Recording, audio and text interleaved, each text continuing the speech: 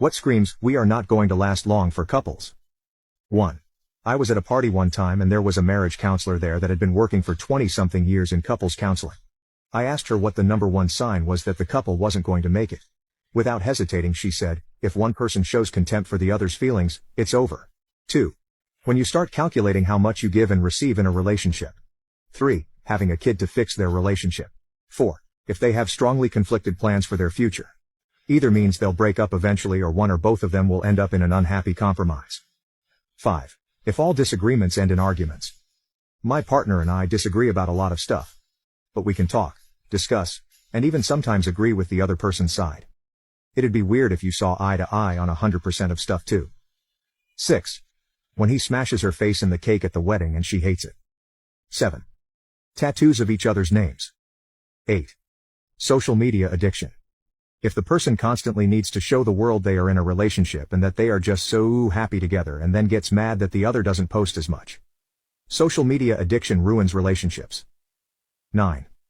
If the relationship started by one of them cheating on their previous partner and then leaving them to be with this new person. I've witnessed 2 of these and both of them ended with, surprise, more cheating.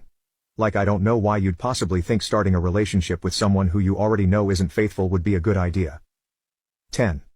Breaking up every few minutes and then back together again. 11. Lack of communication. Discussing every disagreement means screaming over each other, exploding, shutting off communications and/or running out of the room. So they won't be able to resolve anything in a constructive manner. 12. The way they speak to each other when they are not alone. I noticed this after my divorce and I started dating again.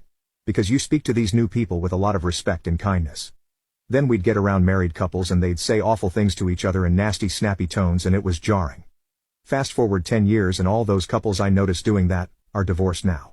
13. I heard eye rolling is the most common sign of eventual relationship failure. It shows contempt, which is poison to any type of bond. 14. I always think of the bird theory. If one person says to the other, "Oh look a bird," and the other doesn't want to connect over the bird just looking at it and giving a, "Hey thanks, that's a cool bird," the relationship is not going to go well. Basically you have to be willing to make small everyday connections. I find this is true of a lot of relationships outside of just romantic ones as well.